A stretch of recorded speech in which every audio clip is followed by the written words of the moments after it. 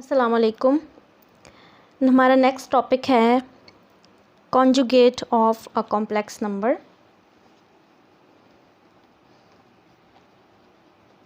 Conjugate of a complex number.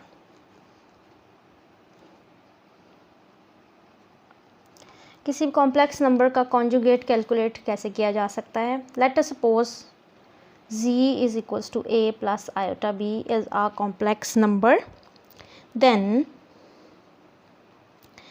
z conjugate is represented by z bar and z conjugate is equals to a minus iota b। Conjugate का function क्या होता है कि वो किसी भी कॉम्प्लेक्स नंबर के इस सिंबल को रिवर्स कर देता है। अगर पॉजिटिव है तो नेगेटिव, अगर नेगेटिव है तो पॉजिटिव, या आप इसको एक्सप्रेस कर सकते हैं ओ ए कॉमा माइनस बी। ठीक है जी। साथ ही साथ हम देख लेते हैं कि अगर z कॉन्जुगेट का अगेन कॉन्जुगेट लिया जाए तो वो कैसे परफॉर्म करेंगे। a minus iota b is z conjugate and इसका डबल कॉन्जुगेट लेंगे, अगेन कॉन्जुगेट लेंगे तो कॉन्जुगेट का फंक्शन क्या है, इस सिंबल को हमने रिवर्स कर देना, तो ये a प्लस आयोटा b हो जाएगा, या आप इसको लिख सकते हो a b। तो यहाँ से क्या पता चला कि z double conjugate is equals to a b या a प्लस आयोटा b, और ये दोबारा अगर आप देखें तो वापस z ही आता है। तो ये रिज़ल्ट पता चला कि z double conjugate is equals to z। अब इसके बाद हम कॉन्जुगेट कैलकुलेट करने के बाद हम कुछ प्रॉपर्टीज़ देख लेते हैं कॉम्प्लेक्स नंबर्स की, यानी आइडेंटिटीज़ कैसे हैं। मल्टीप्लिकेटिव आइडेंटिटी क्या है, एडिटिव आइडेंटिटी क्या है, कॉम्प्लेक्स नंबर का एडिटिव इन्वर्स क्या होता है। ठीक है, तो सबसे पहले हम कॉम्प्लेक्स नंबर के अंदर देख लेते हैं कि मल्टीप्लिकेटिव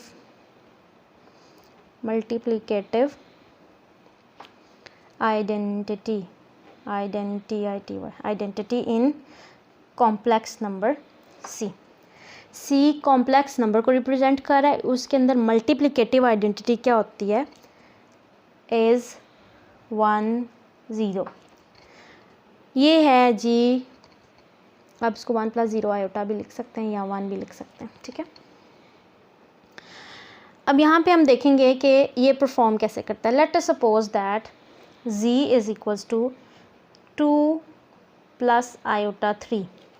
तो मल्टीप्लिकेटिव आइडेंटिटी की क्या प्रॉपर्टी होती है कि अगर वो आइडेंटिटी किसी भी कॉम्प्लेक्स नंबर के साथ मल्टीप्लाई करें तो वो कॉम्प्लेक्स नंबर चेंज ना हो, that complex number remains same. z के साथ अगर हम मल्टीप्लाई करें मल्टीप्लिकेटिव आइडेंटिटी यानी 2 प्लस आयोटा 3 को हम मल्टीप्लाई करें 1 0 से, 1 प्लस 0 आयोटा लिख लें, तो आपके पास ये 1 प्लस 0 आयोटा 1 के इक्वल भी होता है। तो आप इसको 2 प्लस आयोटा 3 और 1 लिख के 2 प्लस आयोटा 3। एक तो ये डायरेक्ट तरीका है, एक वो भी मेथड आप यूज़ कर सकते हो जो आपने फार्मूला पढ़ा हुआ है दो कॉम्प्लेक्स नंबर्स को मल्टीप्लाई करने का, वो a c minus B D फिर कॉमा फिर a d plus b c। ठीक है, उसके बाद भी रिजल्टेंट आपके पास 2 प्लस आयोटा 3 ही आएगा। ये हमने डिस्कस कर लिया मल्टीप्लिकेटिव आइडेंटिटी किसी भी कॉम्प्लेक्स नंबर की क्या होगी, या multiplicative identity in complex set of complex numbers. दूसरी आइडेंटिटी है एडिटिव आइडेंटिटी। दूसरी आइडेंटिटी क्या है, एडिटिव आइडेंटिटी।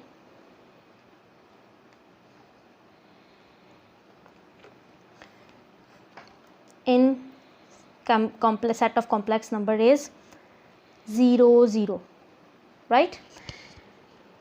इसको आप 0 प्लस 0 आयोटा या सिंपल 0 भी लिख सकते हैं। ठीक है, यानी इस नंबर को, इस कॉम्प्लेक्स नंबर को सेट के किसी भी नंबर में आप ऐड करेंगे ना तो रिज़ल्ट हमेशा वही नंबर आएगा, वो उसको चेंज नहीं करेगा। उसी complex number z 2 plus iota 3 के साथ इसको थोड़ा सा चेक कर लेते हैं। अब हम z में यानी 2 प्लस 3 आयोटा में ऐड करेंगे इसकी additive identity 2 plus iota 3 plus 0 0 या 0 प्लस 0 आयोटा, तो रियल और रियल पार्ट्स ऐड हो जाएंगे, इमेजिनरी इमेजिनरी जो कि ज़ीरोज़ हैं, तो हमारे पास दोबारा से वही कॉम्प्लेक्स नंबर जी आ जाएगा। ठीक है, तो जी में उसकी एडिटिव आइडेंटिटी 0 0 होगी क्योंकि वो उस जी को चेंज नहीं कर रही ऐड होने के बाद। अब मल्टीप्लिकेटिव आइडेंटिटी और एडिटिव आइडेंटिटी के बाद हम डिस्कस कर लेते हैं एडिटिव इन्वर्स और मल्टीप्लिकेटिव इन्वर्स। अब दोनों इन्वर्सेस को भी चेक कर लेते हैं, कॉम्प्लेक्स नंबर में इन्वर्स क्या होते हैं। सबसे पहले हम चेक कर लेते हैं एडिटिव इन्वर्स को। ठीक है, additive inverse. Additive inverse in set of complex number is minus a या माइनस बी, आप इस तरह एक्सप्रेस कर लें। एडिटिव इन्वर्स, अब इसका फॉर्मूला आप एक डेफिनेशन लिख लें कि एडिटिव, थोड़ा सा एक्सप्लेन करके, additive inverse of complex number A B is minus A minus B. आप इस डेफिनेशन को ही फॉलो करें।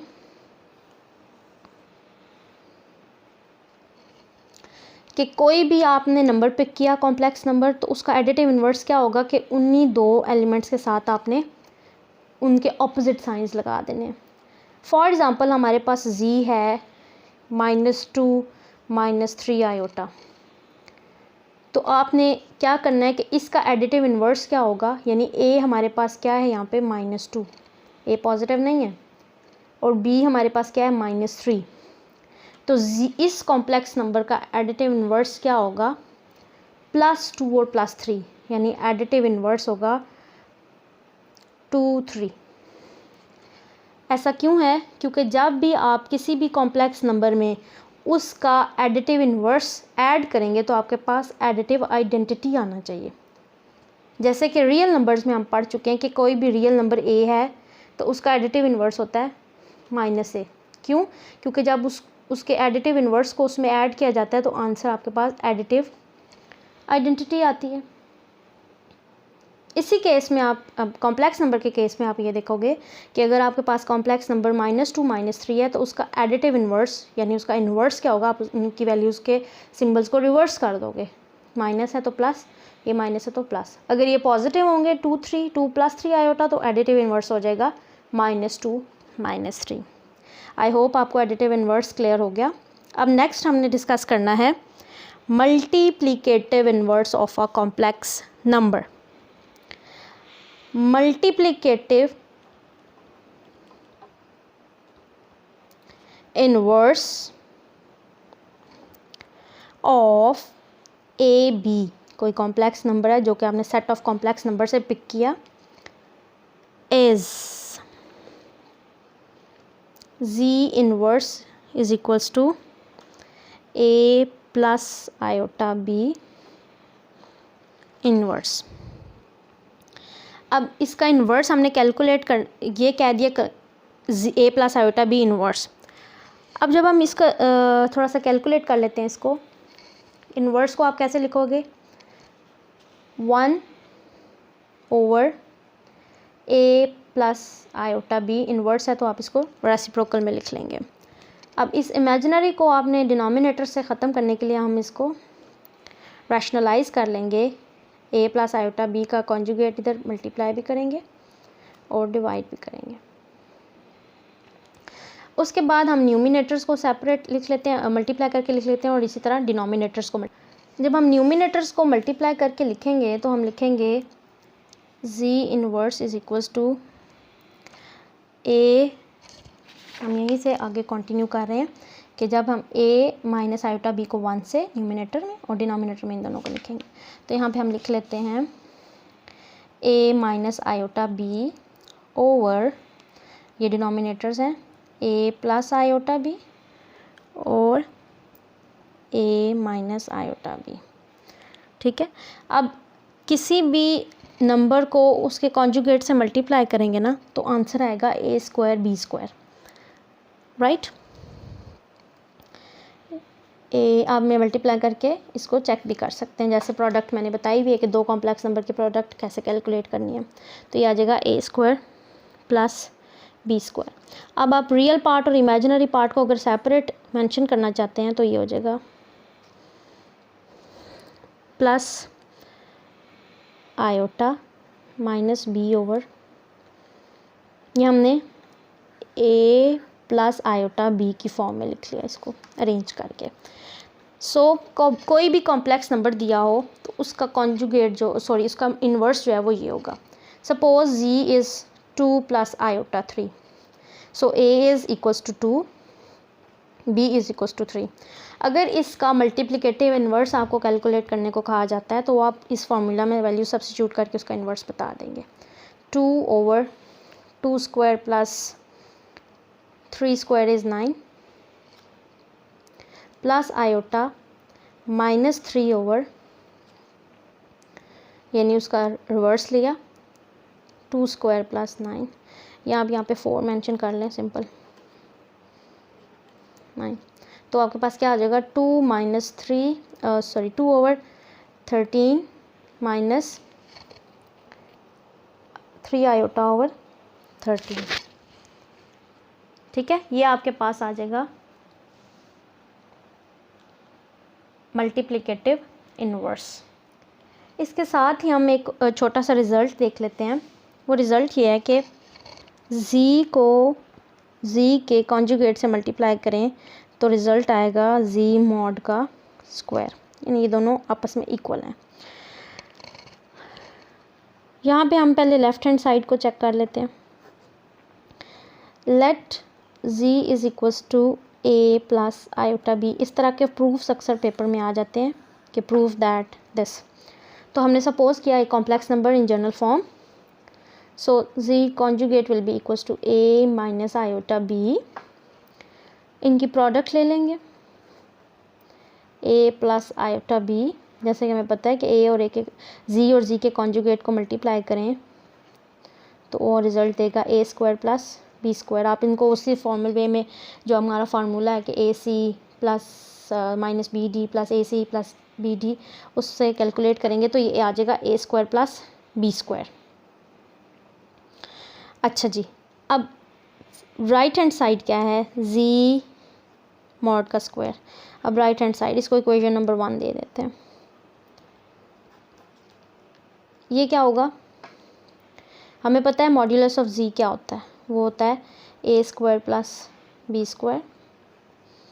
हमने ऊपर होल स्क्वायर लिया, स्क्वायर रूट और 1 स्क्वायर से कैंसिल होके मॉड्यूलस ऑफ जी स्क्वायर आएगा a square plus B square.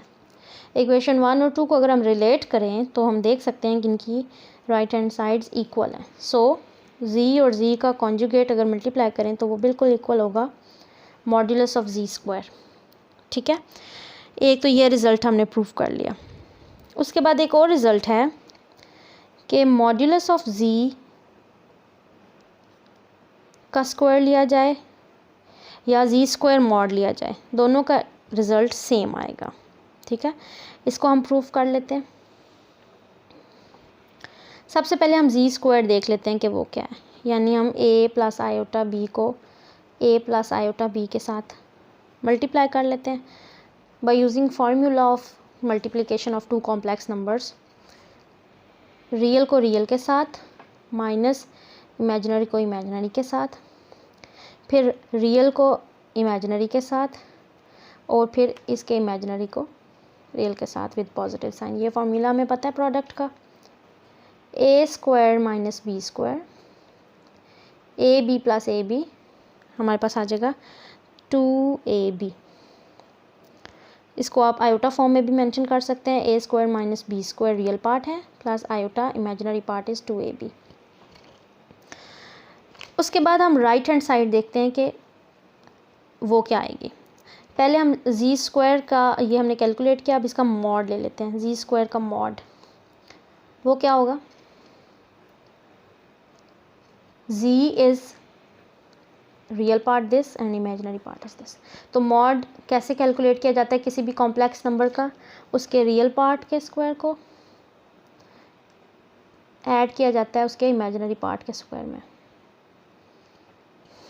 ठीक है, यही फार्मूला ना कि अगर सपोज़ हमने पढ़ा था a plus iota b z है तो z का मॉड क्या होगा, real part square imaginary part square, यही पढ़ा है। तो उसी डेफिनेशन को हमने यहाँ अप्लाई करना है। अब यहाँ पे हमारा कॉम्प्लेक्स नंबर जो है ना वो ये है, तो इसका हमने मॉड कैलकुलेट करना है, तो हमने रियल का स्क्वायर और फिर इमेजिनरी पार्ट का स्क्वायर लिया। इनको ज़रा एक्सपेंड करके चेक करें कि क्या आता है। a minus B whole square का फार्मूला a स्क्वायर यानी square square plus b square minus 2ab, ये फार्मूला हमें मालूम है, और इसका स्क्वायर लेंगे तो ये 4a स्क्वायर b स्क्वायर आ जाएगा।